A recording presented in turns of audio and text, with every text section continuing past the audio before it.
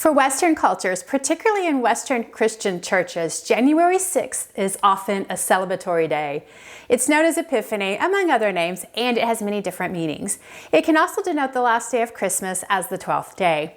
For many countries, families and friends take part in eating a well-known king cake to remember this day as the day when the Magi, or three wise men, often referred to as kings, though they were not, they visited baby Jesus bringing gifts to recognize him as the Savior of the Gentiles. It's important to know this so you understand the meaning behind the hidden treasure in the cake. What could that be?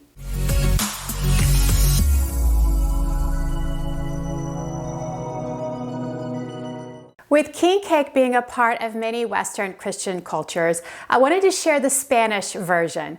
The Spanish call it the Roscón de Reyes, which is translated as king cake. While it is called a cake, it's technically not. It's an enriched yeasted bread in a ring shaped like a wreath and topped with candied fruit, nuts, and or sugar. To round out the cake's description, there's always a hidden treasure within. For countries that participate in the king cake celebration, many of them follow a similar tradition. However, the meaning and some events of the day can vary. In fact, in Barcelona, Spain, it's common for the Magi, the three wise men, to participate in a cavalcade parade on January 5th and deliver gifts to children. The Christmas period in Spain can be quite long. Let's get into making this bread. Here's my shout out to the many Spanish Roscón de Reyes recipes out there for inspiring my recipe I'm sharing with you today. For the ingredients, you'll need yeast, milk, granulated sugar, all-purpose flour, salt, butter, eggs, orange zest and juice, lemon zest, rum, brandy, or additional orange juice, and candied fruit, either store-bought or homemade, with a few maraschino cherries. You'll also need a bean, a very small toy, or a baby Jesus to place in the bread after it's baked. As homemade yeast breads go, let's start by activating the yeast. So you need a small bowl. In that, we're gonna add 1.5 tablespoons of yeast, which is gonna be probably at least 2 packages from the store. You're gonna have to measure out 3/4 cup of sugar, which is 140 grams, and from that, you're gonna take 1 tablespoon. This just allows us to activate the yeast more quickly. We're gonna whisk that up just a bit, give it a quick little stir. And then you need to add 3/4 cup, which is 6 ounces of warmed milk that has been heated to between 100 and 110 degrees. Mine worked great, just heating it in the microwave for 30 seconds. So all that's left now is just to let our yeast set aside and let it activate, and it'll take 8 to 10 minutes for it to become bubbly and frothy. In the bowl of a stand mixer, or a large bowl if you're doing this by hand, and a spoon, we're gonna add 480 grams of flour, and we're gonna sift it into this bowl. And 480 grams of flour is 4 cups. And we wanna sift our flour because we want this bread to be light and fluffy, like a brioche. To our sifted flour, we're gonna add 3/4 teaspoon of salt. I'm using salted butter, so 3/4 is enough. If you're using unsalted butter, use 1 teaspoon of salt. To that, I'm gonna add the remaining sugar. Remember, we measured out 3/4 cup, 140 grams, and from that we took 1 tablespoon for the yeast. Add 1 tablespoon each of orange zest and lemon zest. Basically, it's just 1 big orange zested and 1 big lemon zested, and that's enough. You don't have to measure out the tablespoon. And then just whisk all your ingredients up. Check out our yeast, it's nice, bubbly, and frothy. So to that, we're gonna add 2 beaten eggs, and these are large eggs. And you do wanna beat them before you put it in there. It just makes it easier to mix it all up. So once you've added your 2 eggs, then just stir them into your yeast mixture. So just make a little well in your flour, and then pour that yeast mixture in. And then we're just gonna do a quick little stir. Oh, that orange and lemon smell amazing. All right, so now, if you haven't already, if you're using your mixer, just be sure to add it to the machine. Make sure your dough hook's attached. And then go ahead and turn the machine on low and let it start really incorporating the dough and the liquid. The dough hook is really doing some work on the dough. We're gonna add 4 ounces of softened butter. Now this is 1/2 cup, which is 1 stick. You want room temperature butter. If your butter is not at a good room temperature, then dice it if it's colder than it should be, and just stick it in the microwave for 10 to 15 seconds, and that softens it up. That butter looks nice and gooey in there. We're gonna add 1 tablespoon of rum. This is traditional. You could use brandy. If you don't want to use alcohol at all, then just add an extra tablespoon of orange juice. Cut your orange that you zested in half, and we're gonna use half of that orange, and that's gonna equal about 2 tablespoons. If you decide not to use the rum, add another tablespoon from the other half of the orange. Add that to our mixture. Just pour it in. Notice how sticky and wet our dough is right now. Okay, that's too wet. So at this point, we're gonna start adding 1 tablespoon at a time until it starts to pull away. We still want this to be a wet dough. And you also need to stop as it's mixing, because notice we've got a lot of butter hanging out there on the edge of the bowl. So just make sure that you stop periodically and scrape down the edges of the bowl. We're gonna let the machine run for probably a good 5, 6, 7 minutes. It doesn't need a ton of kneading, but we do wanna knead it some because we wanna develop that gluten. At the same time, we need to make sure we have the right consistency of dough. So just go ahead and start adding in your flour. Okay, I've added a total of 3 tablespoons of flour to my dough, and notice the dough is pulling away from the edges of the bowl. That's all you need. Go ahead and scrape down the edges of the bowl. And because this is a light sticky dough, I like and prefer to spray the top of the dough and the sides of the bowl. And it just will make it easier to release after it's risen. You could cover it with plastic wrap, a towel. I will probably do both, plastic and a towel, to keep it all nice and cozy warm. We're gonna let it rise until it doubles in size. So I'm gonna place mine over the oven that I have turned on just to keep it warm and cozy over there. And it needs to rest and rise for about 1 hour to 2 hours. Anywhere from 1 hour to 2 hour mark, depends on your environment. Then check it. If it's doubled in size, then we're ready to shape it. All right, let's check out our dough. Now, when you make this bread, you need to ensure that you have a lot of time on your hands. Don't get in a hurry and give yourself only a certain amount of time to make this bread. It took my dough almost 3 hours to rise. And it's not uncommon for a dough like this because this is a pretty wet dough and it doesn't have that structure of flour as much as normal to give it that rise that it needs. It's gonna rise, it's just gonna take longer. So once your dough's risen, go ahead and uncover it. You need to flour a surface because we're gonna need, this is where we're gonna add a little bit more flour to it. Maybe give it just a little bit more structure. We don't want much because we wanna keep it light and airy. And then once you have your surface floured, then just deflate it. You can tell, look how it's pulling apart like it is. Got that airiness to it. And that's sort of like my sour cream rolls that I made recently because you don't have a lot of kneading, right? Make sure that you have a maybe I said lightly floured surface. You might need a heavier than lightly floured because this dough is gonna stick very easily. Keep it floured as you're working. I like to keep flour on my bench. Okay, now I think we've got this in a nice shape to keep it from sticking. Now let's knead. So basically all we're doing here is kneading it just enough so that it's pliable and manipulates well to keep it from sticking to the surface because we are gonna roll it out. If you've never kneaded dough before, I highly encourage you to try it. It's a nice stress reliever. This is the easy way I like to do it. There's all sorts of ways you can knead. But you take your dough, put your hand in the middle of it, press forward. You want to get a nice, good rotation of it out. And then when you get to the end, you're going to have this sort of open area.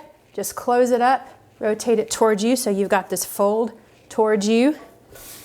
Keep that floured surface going there. And then push out. And you just keep doing that over and over. Once your 2 minutes or so are up, your dough should look like this. Just a nice round ball. It's definitely gonna be still pretty tacky. It's time to roll out our dough, and I think the easiest way to do this is on a sheet of parchment paper. Your parchment paper needs to be 24 inches long. Lightly flour it. There's a little bit of rolling here, but not much. Then take your dough, place it on there. I like to start with my hands, try to get a base shape that I know I'm going to need. I just need a long, thin rectangle. Flour your rolling pin, and then just start pushing out the dough.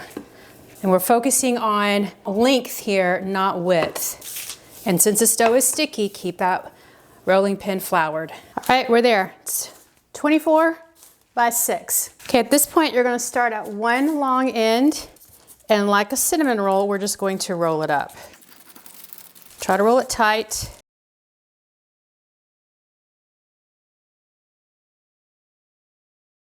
Keep the seam at the bottom.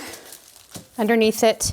And then take the ends and you're gonna fold them in to where you have a donut or wreath. Okay, what I do for the ends is I pinch them together because I don't want them to separate in the oven as they rise or as they're baking. And if you find you've got some thicker sections of your donut, you can just sort of manipulate it or the dough around, stretch it out just a bit until you get that shape that you like. Because wherever you see bulges in your dough, that's where you're gonna have more dough and you're gonna have a thicker section of your bread. Notice I do have a little section here that's creased. When we place our fruit on here, I'm gonna put a roll of fruit here so it sort of covers up my seam. Another reason why I like to use that parchment paper is it's great for lifting the dough.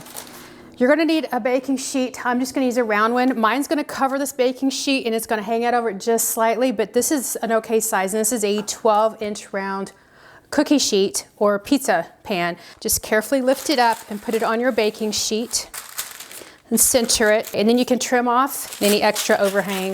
Okay, at this point we're ready for our last and final rise. Just cover the dough with plastic towel. I'm just gonna use a towel. We're gonna let it rise for 45 minutes to an hour, and the last 25 minutes of the rise, preheat your oven to 350 degrees, and then we'll do our last final toppings before we bake it. With the dough risen, now it's ready to add the last bit of work to it. First, we're gonna add a little bit of an egg wash to the top. So you just need 1 egg and you need about a tablespoon of water. Just eyeball it. I don't typically worry about measuring out the water because it's basically just to add a little bit of moisture, a little bit more moisture to the egg. Beat your egg. You just wanna brush the egg over the dough. And this will give it a nice golden color to our Roscón de Reyes. Get the inside as well, because this is where we add our pretty touches. All right, so notice I've got that crease here where my wreath came together.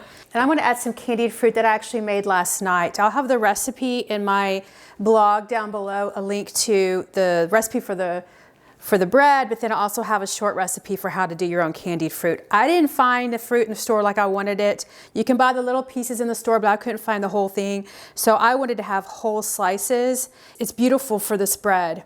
And so you can just place the fruit wherever you would like to on your wreath. So I have oranges, I have a couple of lemons, and then I have those little mandarin oranges, like this what this one is. So I did a mix of both, of oranges and lemons, and they make a great sweet topping for this bread. And this bread is going to separate as it rises, so you're gonna have a lot more dough than you see here. Bought some maraschino cherries.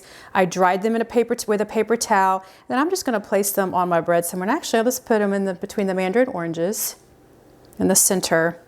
And then this is basically just to add color.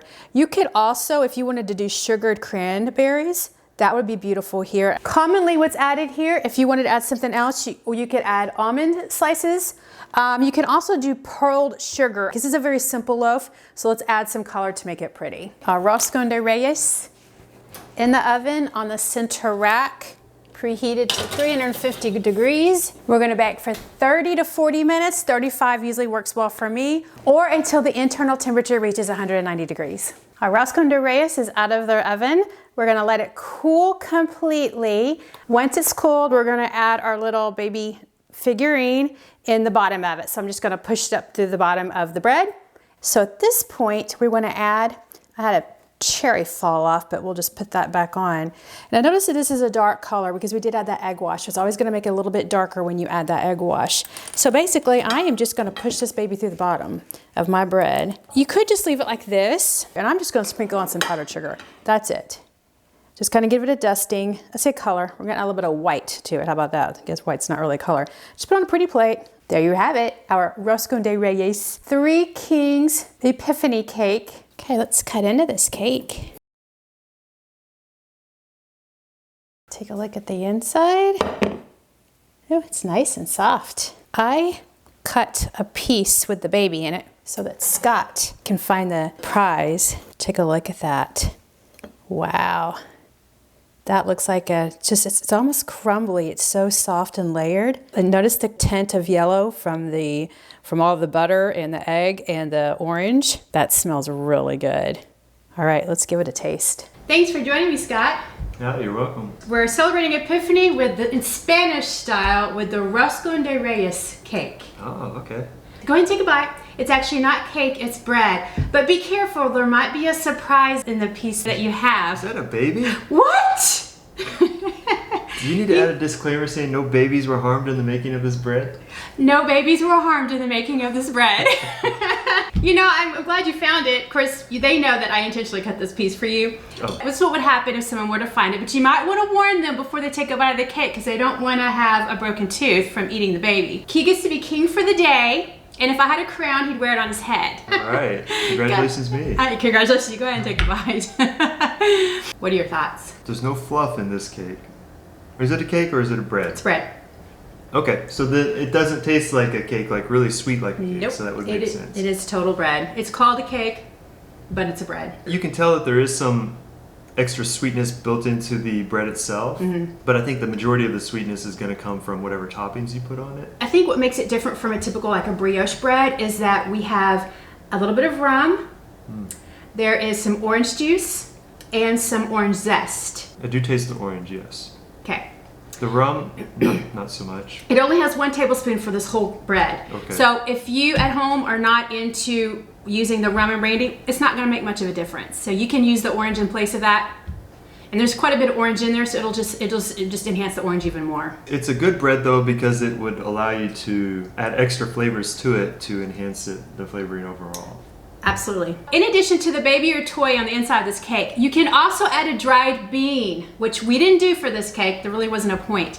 The person who finds the baby in their slice is king or queen for the day and can wear a crown if you provide one. Bakeries often include a gold paper crown with the cake. On the flip side, whoever ends up with a bean is tasked with providing next year's king cake for the celebration. I was afraid you were going to tell me I had to do the dishes. Well, we can arrange that. No. You told me I had to bring this next year. I'll do that instead. All right, you get to make it next year. My How wife about makes that? great king cakes. This is gonna be good. I think she should make you make one next year. Well, regardless of how you end the holiday season and begin a new year, we hope the coming year brings much joy, blessings, and happiness. From our happy home to yours, until next time. Wait, we do have a happy home, right? Yes. Until next time, go make the world